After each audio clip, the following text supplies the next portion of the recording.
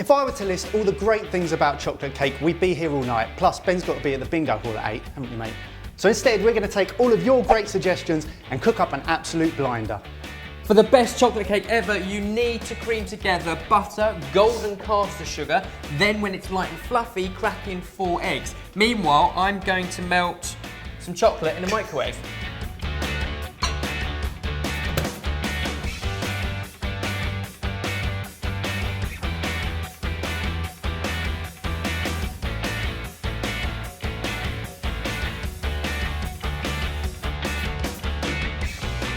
When your mixture is as light and fluffy as a rabbit under a blow dry, everything else gets folded in. So that's self-raising flour, baking soda, cocoa powder and your melted chocolate, that's double chocolate, a shot of espresso to add to the richness, and buttermilk.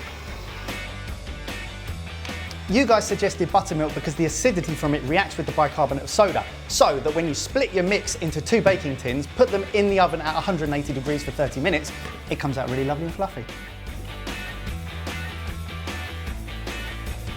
We'll need buttercream to sandwich and cover our cake. So that's twice as much icing sugar to butter with a little bit of cocoa powder and then whipped up until it's light and fluffy with a little bit of warm water. If you want the weights and measurements, you can get those down below. Just 1 spoon of butter.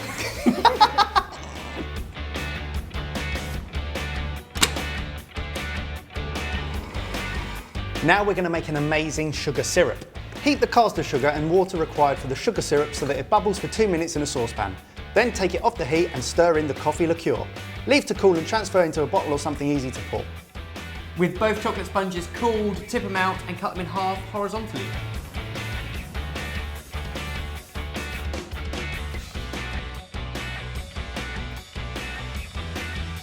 And now to construct on your cake stand. That's 4 layers of sponge, but between each one, sugar syrup and buttercream.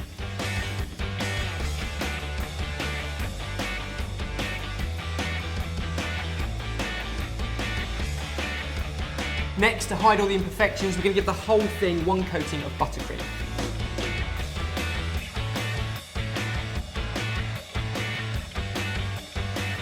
Once you've wiped around the bottom, that needs to set up in the fridge for a couple of hours. To finish the cake, you want to dribble over a ganache, so heat some double cream in a pan until it's boiling, and then pour that over an equal quantity of dark chocolate. Leave it to melt in its residual heat and then give it a stir after a couple of minutes. And then when it's cooled down a fair amount and it's almost about to set, then's a good time to pour it over our cake and let it dribble down the sides. If you're still here, you like cake. So I think you'll love the other cake recipes that are on our channel, which you can get to by clicking that little eye up there over the other side of Ben's head. You will not be disappointed. And the absolute finishing touches, some crispy honeycomb. Another one of your suggestions. There's been loads gone into this incredible chocolate cake. Sorted!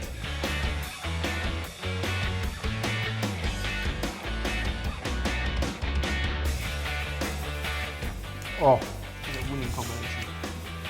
can't get enough of that. And if you can't get enough of that, then you should subscribe to Sorted Food. Double negative. You put it in your eyebrow.